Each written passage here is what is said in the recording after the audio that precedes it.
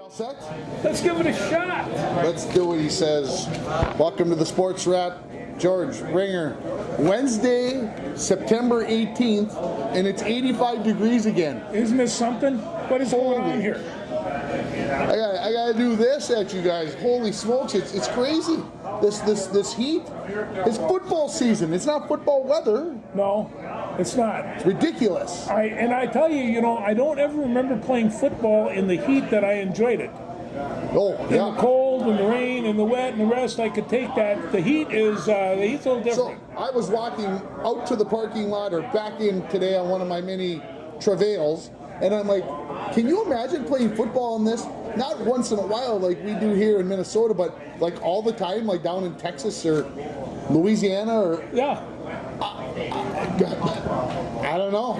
It's a different ballgame. Well, literally. it is, and when the climate change type things started happening and football started getting hot up here, I remember, and this was 25 years ago, we started scheduling practice, on the field at 7 o'clock in the morning, at 7:30, to avoid that heat, and then we just continue and take a half-hour break and continue in the early afternoon and get out of there before it got too hot. Yeah. And, people, they have to make those kind of arrangements and adaptations now because it's just too hot.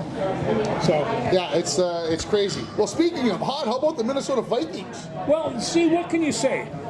I think I got a couple of things on there. This is for all the Viking cynics that were saying, that There's a lot of them. There are a lot of them, and that they're going to wind up third or whatever down that division. Well, right now, they are 2-0 in the division. They're in nobody else even close. And I take a look at the teams.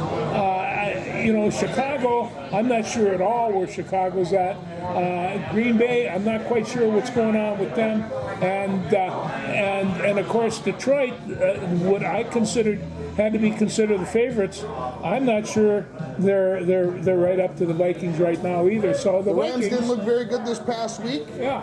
And Detroit lost to Tampa Bay last week, who might be one of the best teams in their division. All I guess I can say is after 2 weeks is that we still don't know what's going to happen, obviously, because there's 16 more weeks to go, 15 games left. There's lots of stuff, injuries and stuff that are going to happen. But I just want to point out one little specific statistic here. How well the defense is playing. Right now, they're leading the league in sacks with 11. And and it's just like if you're going to have a championship caliber team, that defense has to be able to put on pressure. They got rid of Hunter and added, I don't know who the rest of these guys are, but they got Dallas Turner sitting on the bench. This is their All-American boy. They are playing extraordinary defensive football. I don't know who said this to me the other day, but they said this. They got rid of Danielle Hunter in these 4-3 rush defensive type ends. And now we've got linebackers. Real linebackers at these spots where we're playing a 3-4 where you need linebackers and not defensive ends because it's different. It's different. And I thought that was a crucial point in the discussion, and I think that has a lot to do with it. And some people might say, well, you got rid of Danielle Hunter, that's crazy. Well, is it crazy in the scheme of the defense that you're running? You got to have the right type of things. Would Lawrence Taylor been as good as he was in a 4-3 if he'd have just been able to only play linebacker? No, he was so good because they played 3-4 and he got to be a rush linebacker to do the kind of things that they do. That's right. But when you start seeing a team that's leading the league in sacks, you know that defense is working out real well. And I thought on Sunday they took a pretty good San Francisco team with a pretty good offensive line and kind of chewed them up a little bit. And it's I hadn't seen that done in a while. You have to agree that not having Christian McCaffrey made it a little bit easier for the Vikings. Offensively, it does. But I'm talking about just the fact that the defense was lining up those linemen and moving them around a little bit, and that's what you have to have. Phillips was incredible. He's got the whole inside covered. Ivan Pace, he's my favorite. All of a sudden, the San Francisco runner is running, and all of a sudden he disappears. Why is that? Well, Ivan Pace, who you can't see because of all the trees, just hacked out his ankles off him, and he gets up. I mean, if they say that he weighs 240 pounds, baloney. He's about 2 1/4 at best, and and really, really fun to watch. But I think they're bringing the energy, and I think that the defensive coach Flores is really starting to pump them up.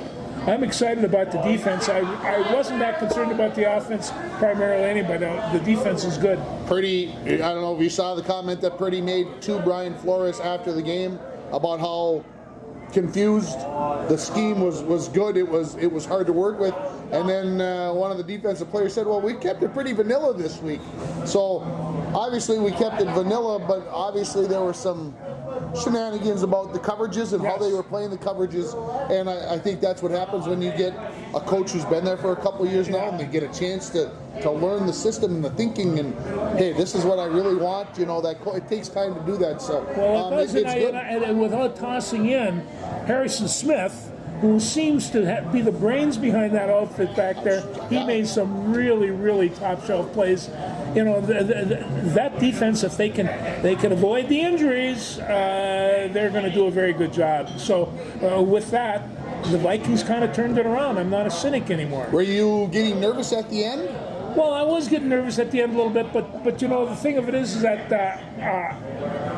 the defense was going to straighten it out, and you're going to give up those long drives. I mean, San Francisco is a pretty good football team. And so, and I don't think that I felt that the game was in jeopardy after the first quarter. I think that the Vikings dominated that much. I got to listen to most of the first half on the radio. I did not watch a play of the game other than the highlights afterwards. And I was riding in my pontoon boat, and they had the ball at the 2-minute warning, and we're driving, right? There are 2.5 minutes left, and I'm out on the lake, and I got into a dead spot. And so by the time I got to shore and got the boat tied up and et cetera, and said hi to the grandkids, and I picked up my phone, and we hadn't scored because we were in position to score, and San Francisco had went down and scored, and I'm like, holy crap, what's going on? And then, of course, you read about what happened, and so. No, that's all right, because, after Justin Jefferson, what was that, 91 yards? 97, yeah. 97 yards, and they just picked it up, and it seemed to have such a natural flow to it. And you just thought, oh, this is going to be that kind of season. And so, hey, I think they're there. It's the most impressive thing on the 97-yard touchdown pass was the referee, was the back judge. Did you see him? Yeah, he kept up with the boys. He laid on the brakes, and from those other guys were running from a dead spot. He outran under the end zone. Holy. No, he should still be playing, apparently. Maybe he's going to get a contract offer this week. Of course, maybe he can't catch a football. Maybe I don't know, but maybe he should be getting anyway. Well, anyway, he was keeping up with that play the whole way. Vikings get Houston this week. Going to be a big game. At home? Yeah, at home. Danielle Hunter coming back. What's he coming back for? Play on football? Yep, to play a little football. Yeah. We'll see what happens. I'm just, Darashaw right now he's on the edge of becoming an all-pro. Well, they paid him $113 million, so he better be. Yeah. So we'll see where that works, and of course, I don't know where Hunter's going to play and which side. He probably play both. So I might see him against Brian O'Neill a little bit more, I would guess, but that's. I'd put him against O'Neill a little bit more, but O'Neill's not playing that poorly either. No, and the only bad thing with O'Neill right now, maybe got that elbow again is a little tender, and you need that lockout ability. So you got to have that thing working. How about the New Orleans Saints? Are they for real? Do you know what it means to miss New Orleans? I don't know where they came from. I do know that they're not afraid of Dallas, and their defense played really, really well. Old Dak Prescott, I don't know if he's going to get a pay cut. I suspect not. But New Orleans came in and chopped them up something 91 silly. Points in the first 2 games for New Orleans. You think Sean Payton's got them going? We know Sean Payton's a good coach, right? Yeah, we do. No, he's in Denver. Who the heck is that in New Orleans? It's not. It's the opposite way. I can't think right now. That's a bad faux pas there. Yeah. Anyway, it's going to be interesting to see. I mean, can they keep scoring 45 points a game? You'd think not, but you never know. No, but I tell you what, it tells you a lot about what's going on in Dallas, and right now I don't know what's going on in Dallas. So yeah, they scored big. Remember, they scored big in the first game last year, and then piddled the second weekend. It's like a replay of the whole thing. Yeah. How about your Baltimore Ravens? Isn't that 0-2? 0-2. Who'd have thunk it? Yeah. First time ever that the league MVP has gone 0-2 the next season. How's that for a little factoid from ESPN? I'm like, who the heck looked that up? Who looked up that the MVP had never gone 0-2 before? I'm like, who's got that kind of time? But they got people who got that kind of time, obviously. Well, then let's bring it up a little bit more. What about the Packers? Well, They did it without their superstar. They won without their superstar. And I think they're lying about how soon he's coming back. Oh, I think they were saying, well, he might play this past Sunday. I'm like, no. You guys are. They're a lot worse liars than the San Francisco 49ers were about McCaffrey. And he wasn't going to play either. Well, some of us were discussing McCaffrey. Was that you? And about that they put him on the IR. Yeah. Well, they knew that they had lied the week before to the NFL about how bad it was.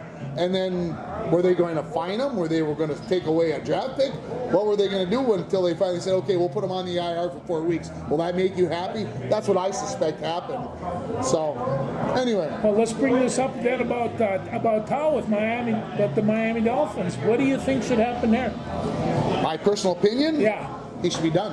I think right now he's a liability for the team and for the league and to himself. Well, if you want, maybe I'm being overly what on this, but if you want for football in general, not just the NFL, I'm talking football in general, to continue to get a black eye or a bad rap or whatever you want to call it,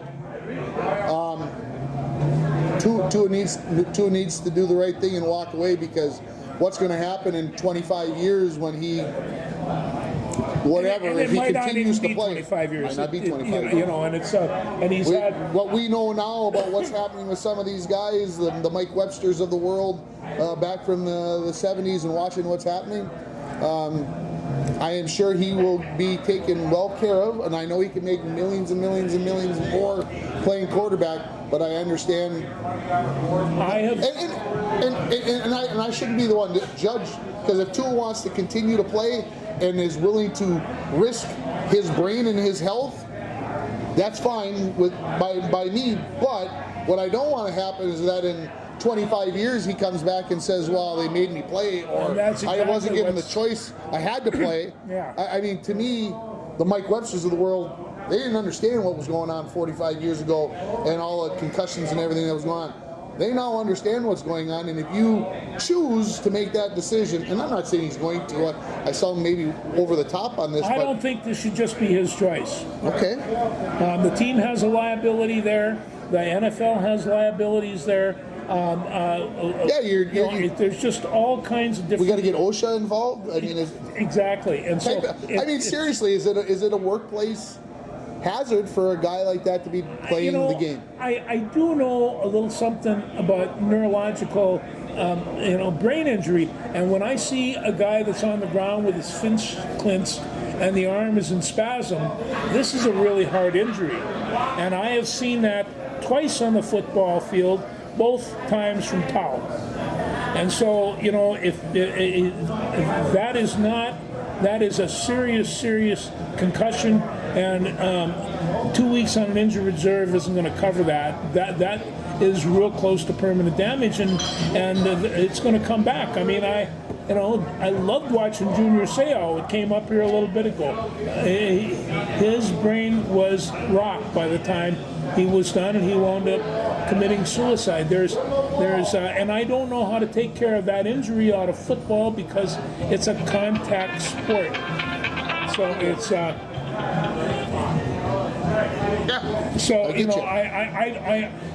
I hope that he does do the right thing. I love watching him play football. But boy, when you take head hits like that, that's very dangerous. Very dangerous. Cincinnati, Kansas City was a pretty good ball game on Sunday It was afternoon. a very good game. Yeah. I caught the last 3/4 of the fourth quarter, I would say. Yeah. Cincinnati's not that far away. No, they're not. And Joe Burrow is. But they're not getting any love. They're not getting any love. Nobody's talking about them being a true threat to win the conference, to go to the Super Bowl. Everybody's like, well, they were right there. They only lost by a I point. think they will be talking about him in November. Okay. Burrow is too good an athlete, and they're starting to build that team around him. Well, not starting to. They've always had a pretty good team. They can keep his offensive line together and his receivers together. I think they're going to be all right. They sure played well against the Chiefs. And, How about your Minnesota Gophers? Okay. I watched the game. Actually, I watched it for the second time today. And so You watched the Gophers versus Nevada twice. I did. Yeah, it's the first time as I saw it. I am thoroughly impressed, George. I'm going to sit back and listen. This is going to be very Well, insightful. the first thing I wanted to kind of get is some kind of actualization and where Coy Perich is. This kid, hey, Tim, this kid is a pretty good football player in case you haven't noticed. He's a good athlete. I watched him pick up a water bottle. He did that with smoothness. He is quick. He is fast. He is just an incredibly smooth athlete. And I mean, we've had, Winfield was there a couple years ago. This is the kind of athlete that they'll be lucky to keep around because the pros are going to want to draft him. He's big. He's 6 foot, almost 200 pounds, and I'm sure a summer or two in the weight room is going to pick that up as well. Yeah, this kid is special. It's like one they talked about it. The color man says, "I got one thing to say about this freshman.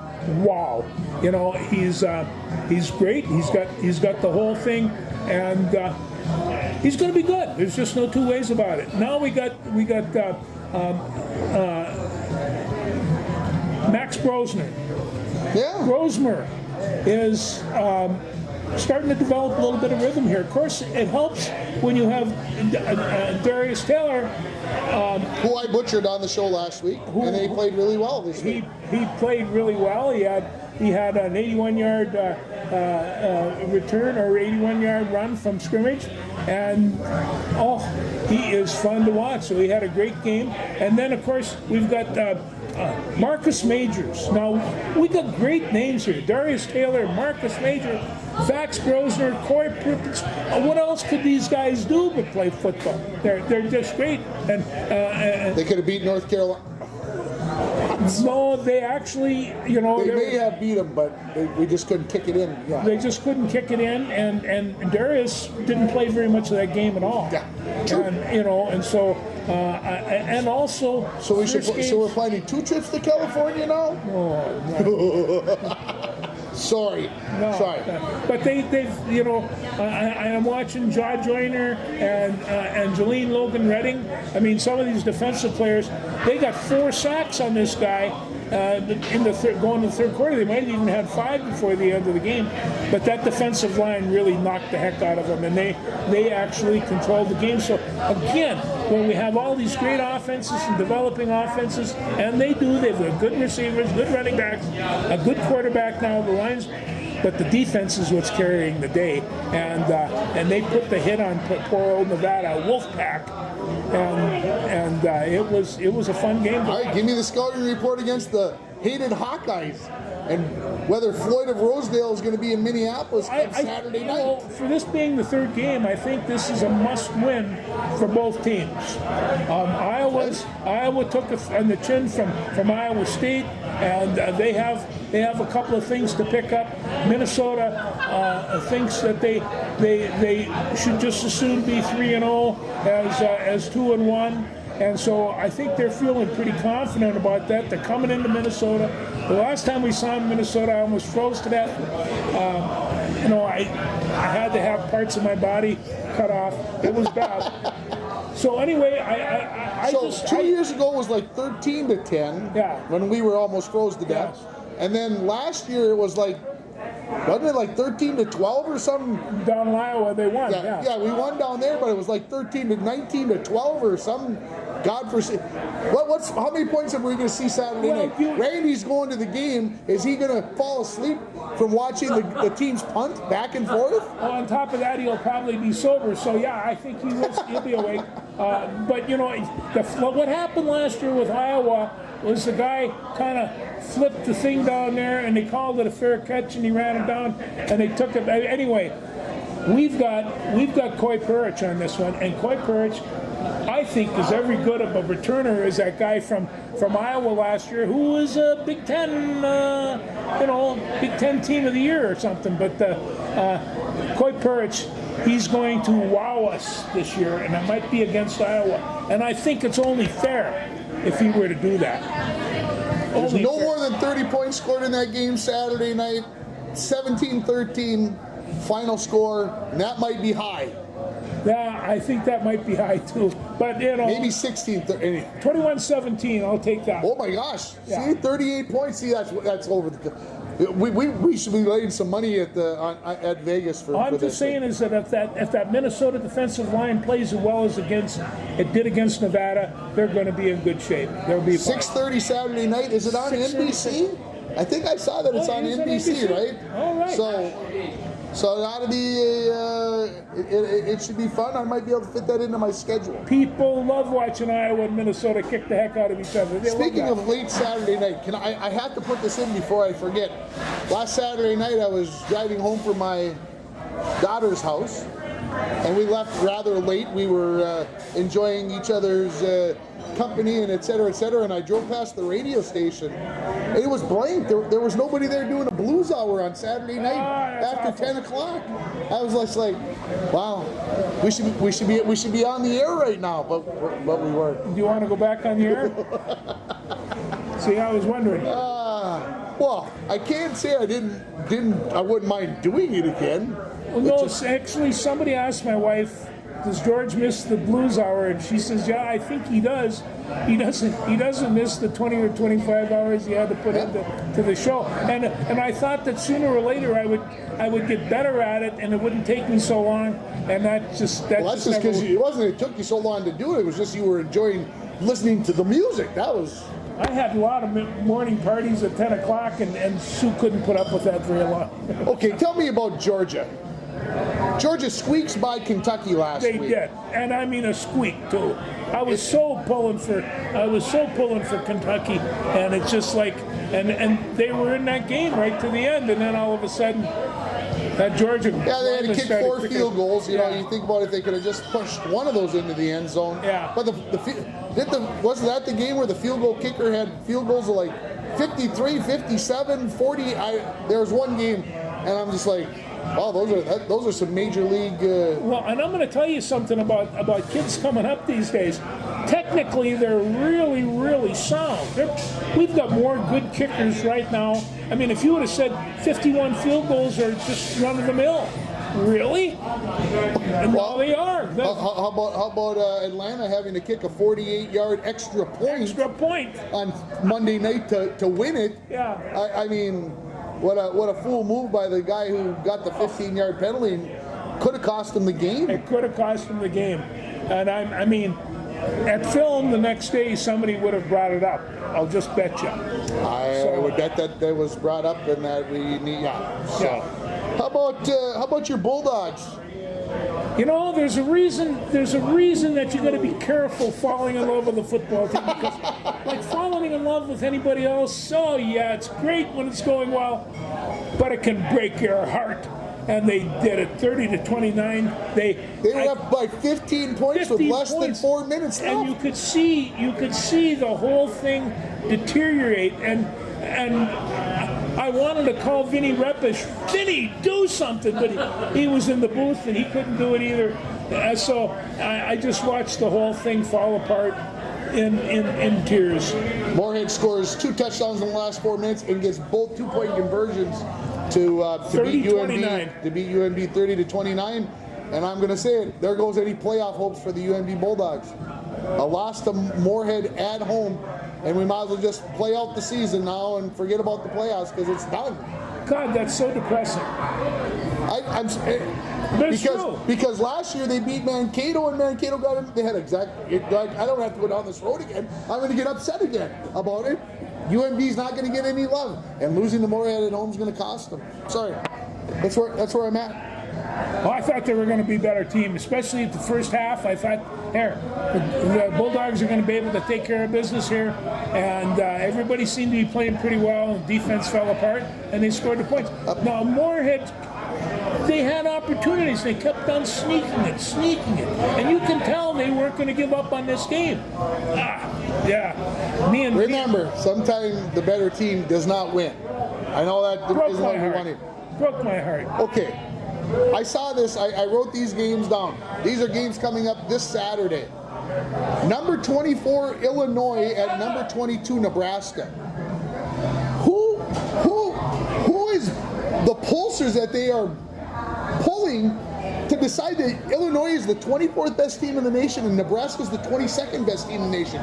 Are these people high? Are they watching the same games I'm watching? What? No, but I'm going to tell you, Illinois has one thing really going for them, and that's they got a heck of a football coach. And it's just like, That's what it's all about, right? Well, he's a football coach, and so he will pull these wins. I mean, he might not be the most popular guy in the league, but then again, there's some coaches that simply aren't. But I was horrified, and I say that without exaggeration. Horrified that these two teams are ranked in the top 25, and their game is being played on Friday night on Fox's prime time or whatever that blazes it is at 6:30. What? Okay, number 11 USC at number 18 Michigan. A Big Ten game at the Big House. yeah. Who wins? Well, I think Michigan should, but I'm not sure that they will because USC is probably the better team. And it's, and it's just I think USC is the one from the West Coast that's going to bring us the most surprises to the Big Ten. Number 12 Utah at number 14 Oklahoma State, and also number 6 Tennessee at number 15 Oklahoma. That's an SEC matchup now. There's some big games this weekend. That SEC, they beat the heck out of each other, and you don't really know. I mean, there's not much difference between number 6 and number 15 in the SEC. They're all going to go in there and be ready to beat on each other big time. So says Georgia and Kentucky, anyway. There you go. Yeah. Anything else football-wise we need to jibber-jabber about? No, Army plays Lehigh. They're really good. I hear Army's thinking about moving conferences or something. I think it was them moving into a different conference. Anyway, I'm like, well, I guess whatever you got to do, you got to do. You got to do it. You ready to talk baseball? Well, let me talk last night. You know what I caught last night? Yeah, was the Lynx in the Sun. Oh, you want to talk basketball? Well, let's do that. That was as much fun of watching a basketball game as I had for a long time. And the Lynx pulled off 78, 76. That's a nice three-pointer. Nice three-pointer. 3 three-pointer. seconds left.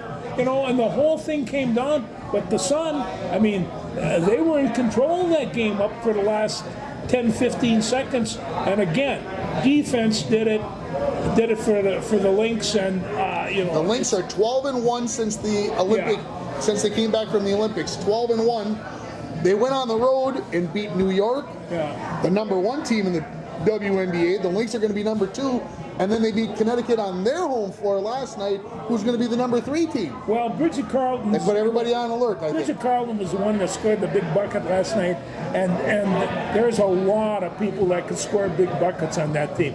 Boy, can those ladies shoot. All I can say is Cheryl Reeve put it out on the Twitter, or it came out on Twitter the other day. Napheesa Collier is the MVP of the league. Now, there's going to be a lot of people out there that are Asia Wilson fans and or Caitlin Clark or anybody of these other ones and say that Cheryl Reeve has lost her mind. But if you want to talk about maybe the most valuable player for a specific team, Napheesa Collier might be that person. Oh, I've never seen a poor performance out of her, and she's always. I wouldn't know how to defend her because she can hurt you in so many ways. So yeah, I have to agree with her. WNBA playoffs starts Sunday, and it's a best of 3 series that first round. So the Lynx will be playing the number 7 team, which isn't determined yet. Could be the Indiana Fever and Clayton Clark. Wouldn't that be? They're going to be pumping her up in the stands for that one. So anyway, Indiana went from the worst team in the league the last 2 years into the playoffs. Now, got to remember, there's only 12 teams in the WNBA, and 8 of them make the affair and make the playoffs. So. Yeah, I'm as excited about the Lynx' chance to win a champion as I have been in a long time. If you're a basketball fan and you want to see good and entertaining basketball, catch these games. This Lynx team is really exceptional. There's no two ways about it. You'll find yourself jumping in your seat, just like the NBA's finals. These guys are really pretty good. So I'm going to watch them. That's for sure. Now you want to talk about your Twins? We can talk about the Twins. They pulled one out last night. Yeah, and I wish I could say why or the wherefores. Well, I will tell you. Well, and they're playing one of the best teams in baseball. Let's not sugarcoat it. It's not like you're going into Cleveland and you're playing the Chicago White Sox, who are 32 and 117 or whatever they are. Actually, they got a bigger winning streak than the Twins do right now. But No. that's neither here nor there. So they do Cleveland again tonight, and then they head And to tomorrow. Boston, and then they head for Boston for the weekend. And so, but these games are essential. And if you're going to pick up any games, you got to beat the top rung. There's 6.5 games out right now.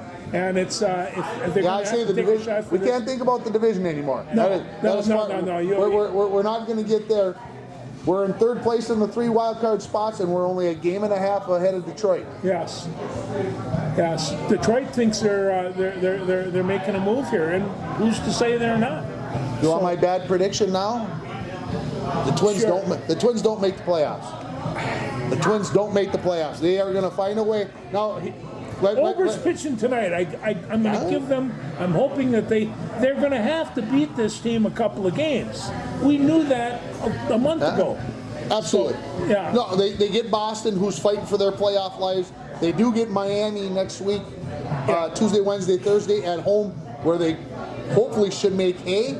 Can I say it that way? Yeah. Get the crop in the barn. Make hay. And then hopefully Baltimore, who is the last series of the season, hopefully Baltimore has got a playoff spot all clinched up, and they'll let us in. But you know, Baltimore has been a real exciting team all year, and it's just kind of like I'm not sure that they're going to make it. And earlier in the year, because I love the Orioles, I've always enjoyed the way they play, and of course they're in that league with those other teams that you love to hate. Yeah, so you just figure that maybe they pull it out, but you know, we'll see what happens. I mean, I'll be watching some of those games. That's for sure. I read a little bit of the article about Carlos Correa in the Minnesota Star Tribune, not Minneapolis anymore, Minnesota Star Tribune, and that they are planning to alternate him days when he plays. So tonight he should be playing because he played Saturday, Monday, going to play Wednesday.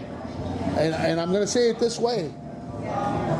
They really don't have that luxury to not have him in the lineup. I don't think so. That was nice. Okay, you can let him. Well, we got 10 games to go, and we need to make our move. Yeah. No, that's just one man's opinion. That doesn't mean no. And I mean, my friend Rusi kept on saying, you know, Max has got to go because they can't bring him back into the lineup right now because Wahlberger's playing so well. Wallner's out of his mind right now. And so they, you know, and of course Rusi says they should trade him. That wouldn't break my heart anyway. But I like Max. And he also said that the Vikings wasted the last 6 years by having Kirk Cousins as our quarterback. Well, yeah, he's not happy with Kurt either. He says he's a $140 million failure for Atlanta. So, well, and I'll say it this way: it's nice to be able to say that after the fact. Did he know this 6 years ago? And if he did, he should have went to Rick Spielman and told him 6 years ago, you old crabby bugger, greasy. Anyway. Well, he's just a little. He's bit just of a selling curmudgeon. papers. He's I know. A curmudgeon. He is a curmudgeon. He grew up that way. That's how he was born. He got kicked in the too many times, or yeah, a couple of times. He hangs out there at St. John's. That's what happened. Did you see what happened with Jose Altuve last night? No. So he hit a ball in the 9th inning, and he's gonna go to his grave claiming that it hit off of his foot. And not only would he claim that, he took his spike and his sock off while he was arguing with the home plate umpire, and of course got thrown out of the game because he wanted to show the umpire where it hit him in the foot, that there was a mark there on his foot. Because he said, you know, like if you get hit in the hand, you can take your glove off and show the umpire your hand. Look at it, the ball mark is there. You can see it. So he thought by taking off his shoe and his sock that he might get some love from the umpire. No love. No love. Not only did he get kicked out, but the manager got kicked out. But Houston, the guy who came in, replaced him, got the base hit, and then made the final out in place of Jose. You poor baby. Why don't you go bang on a garbage can or something? Yeah. Hit a fastball. I'm sorry. I'm still bitter about Jose. You are. I like Carlos, but I'm bitter about Jose. I know it's wrong, but anyway, that's just where it is. How are the Atlanta Braves choking this thing away? Well, They've got this great lineup, this great pitching staff, and they're in danger of missing the playoffs. Isn't that something? What the heck? No, it's how many games are they out right now? They're a game and a half, just like the Twins, or excuse me, they're a game and a half out of the playoffs, like the Twins are a game and a half in.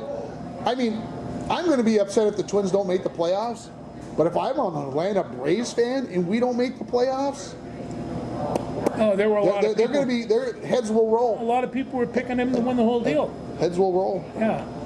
Wow. That's all right. Did you see how good the Arizona Diamondbacks are? Wow. They're in third place in the West, but in second place in the wild card. I was like, I know I haven't been watching close enough. Obviously, the West is a strong division. No two ways about that. Division. Yeah. So baseball season ends not this Sunday, but the following Sunday. So the playoffs will be starting like October 1, or October 2, whatever it is, right there. So week and a half left in the baseball season. It's almost over. And then let the October madness begin with the playoffs, the NBA and the NHL starting.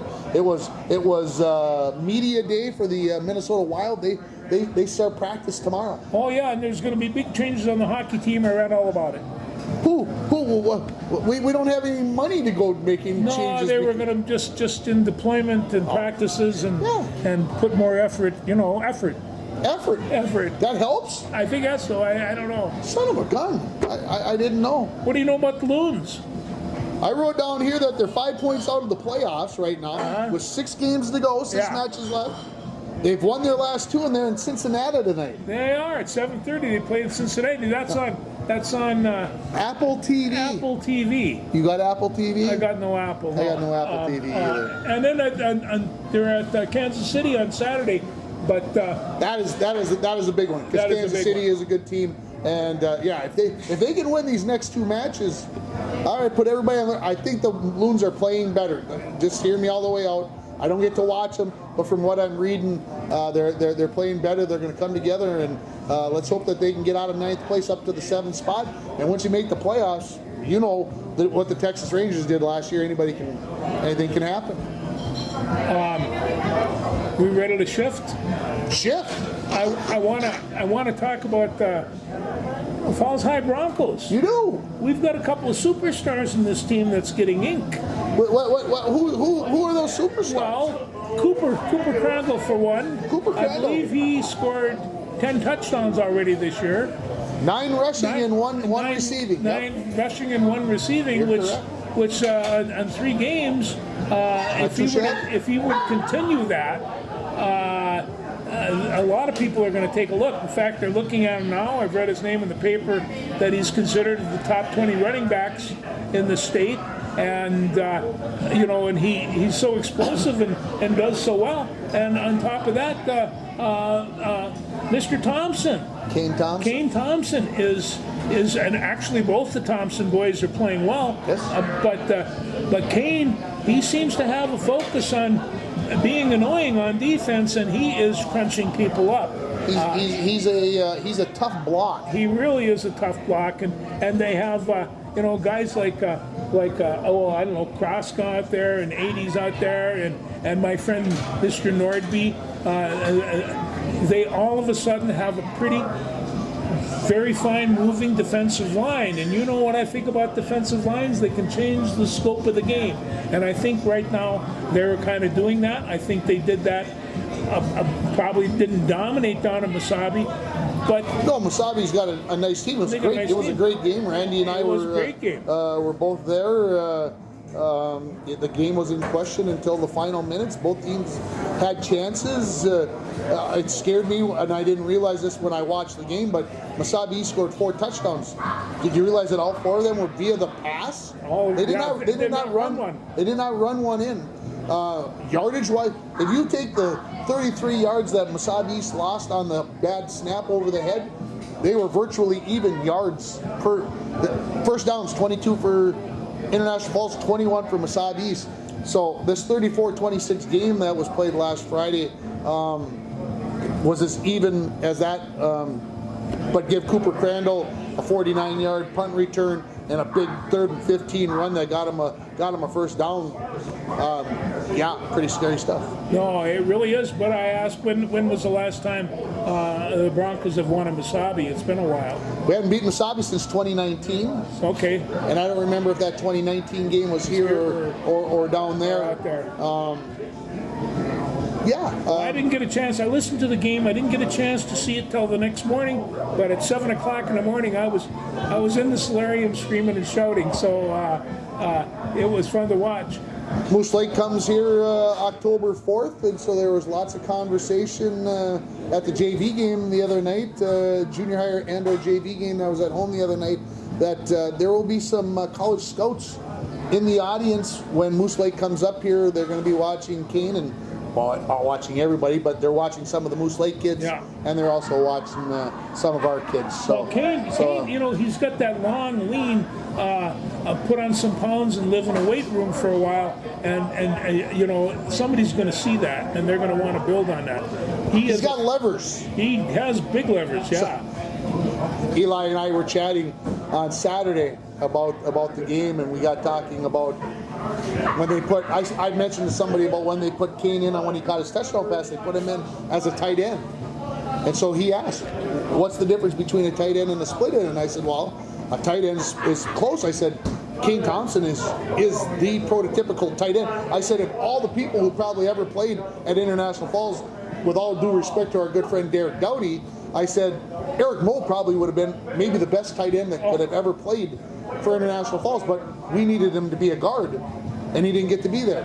Kane Thompson theoretically could be the best tight end in my mind. That's where he should be playing, and not that the coaches are doing it wrong. That is not what I'm saying, folks, because they got him in there kind of as an H-back. He has that and talent for it. But man, lining him up as a tight end and let him in the tackle double team and bring the guard around. Oh my gosh, I think about the possibilities and everything that's going on, and you know that's just one man's opinion. He enjoys playing physically, and that's one thing that's getting him over the top. He's going to get better, and so you know, he's fun to watch. All of them, the whole defense is playing well. Yeah, Caden Corpy was the inside linebacker with Yeah. Kane last year. He's moved to a defensive end, and I'm going to say this, Caden, with all kinds of respect on the end of it. The first game of the year, I was just like, he didn't look comfortable. Well, it's your first game at defensive end. Most people don't look comfortable. It's a difficult position. He's looked a lot more comfortable the last 2 weeks. I was thoroughly impressed with some of the things watching the film Saturday morning, the plays that he made from the defensive end position. So obviously he can still get better. Everybody can still get better, but I think he's getting more comfortable, and that is. If you get good defensive end play, as we know with the NFL and any football team, if you get good defensive end play, it can be a big difference. It could be a big difference. You bet. That controls the defense. They get GNK this Friday in Coleraine at Dixon Barley. You want to give any?